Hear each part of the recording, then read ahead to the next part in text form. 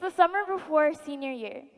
Junior-year-old me was so excited to finally experience my first real summer as a high schooler. And I was determined to make this summer the best one yet. I had my permit, my camera, and a Pinterest board full of cool things to do. Going swimming, going to the pool, going road tripping, the sky was the limit. Everything was going great until reality set in, aka summer started.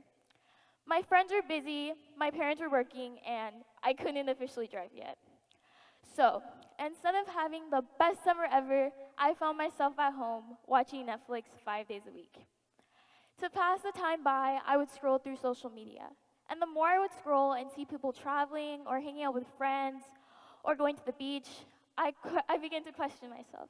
And I asked myself, why do I always stay home? Why can't I do that? Why is my life so boring? I started to see myself as boring and interesting compared to people who were hanging out with friends or going to the beach. I started feeling more angry, sad, and unmotivated to do simple things like going outside. I'm sure we all can relate to comparing ourselves, whether it be to an appearance, ability, or lifestyle. The list can go on and on.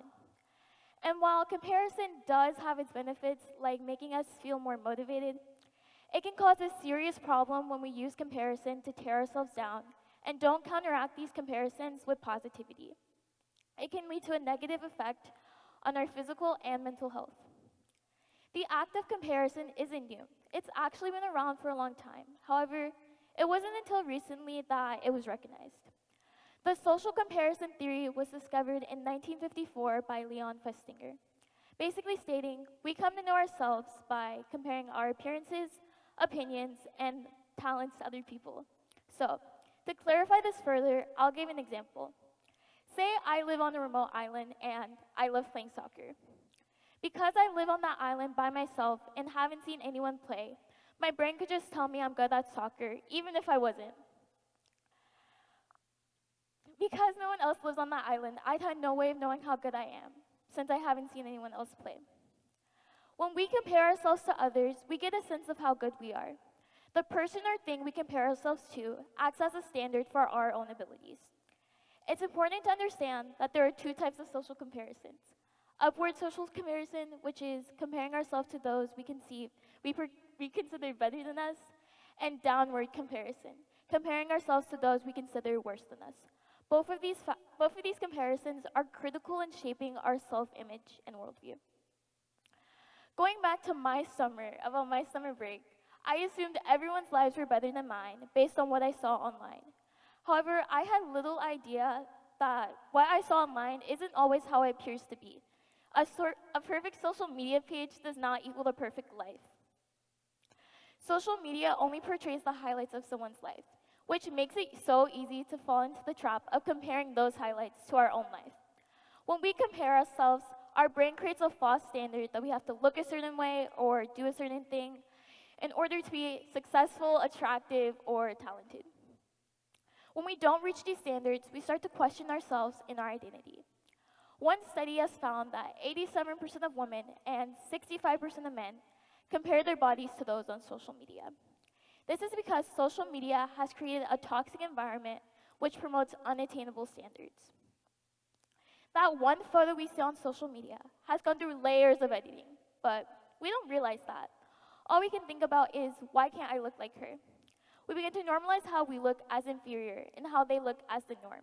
And doing this repetitively can make us feel depressed, unmotivated, and anxious, and on a serious note, lead to eating disorders.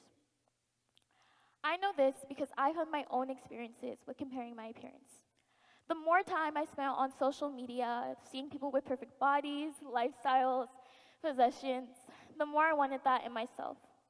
My brain started to create a false standard that I have to look a certain way or do a certain thing in order to fit in with these beauty standards. And I started to judge myself by this standard. And anytime I wouldn't fit into the standard, I started to feel bad about myself and tried to change myself. However, there isn't a single beauty standard that I need to fit into. Beauty is self-defined. The beauty standard we have today is super toxic and is constantly changing.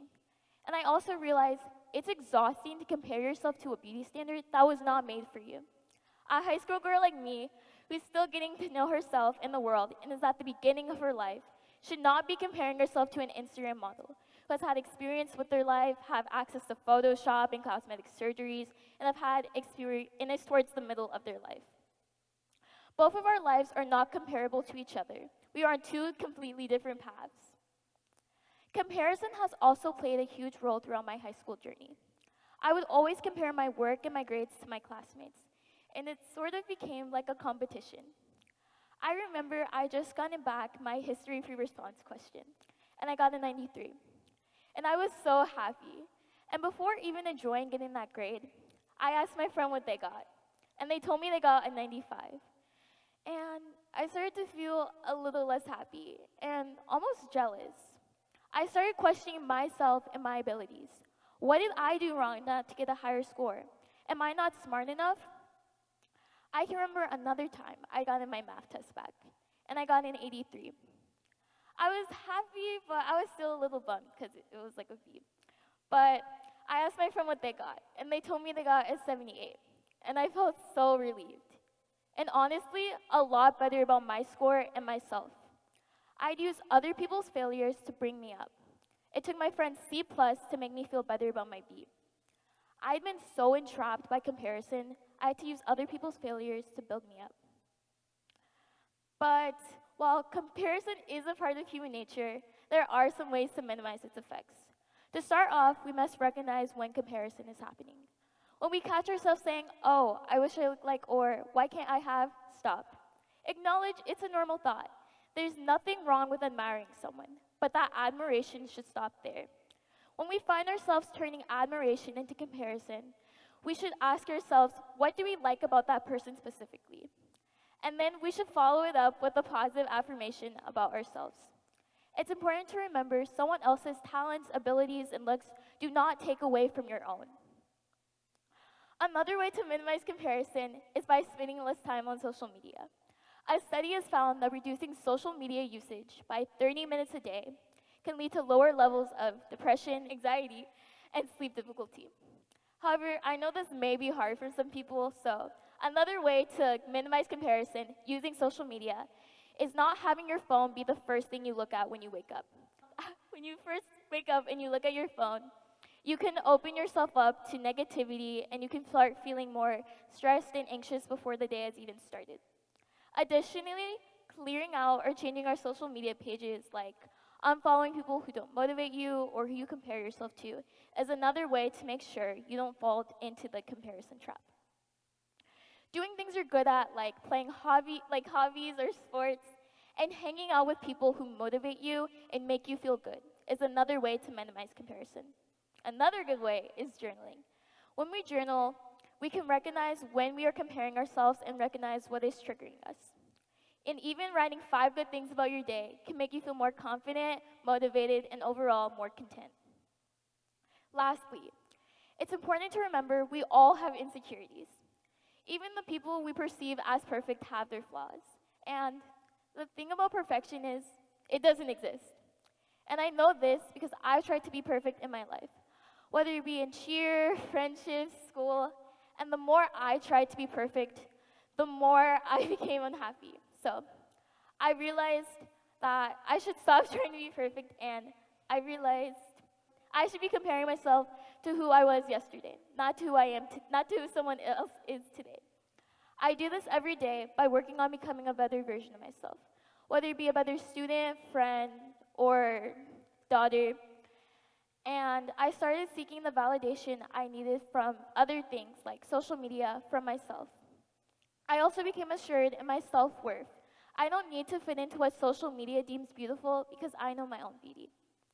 While I work every day to battle comparison, I know we all have different paths that shape us into who we are today. I also realized it's boring to be like everyone else when you were born to stand out. Thank you.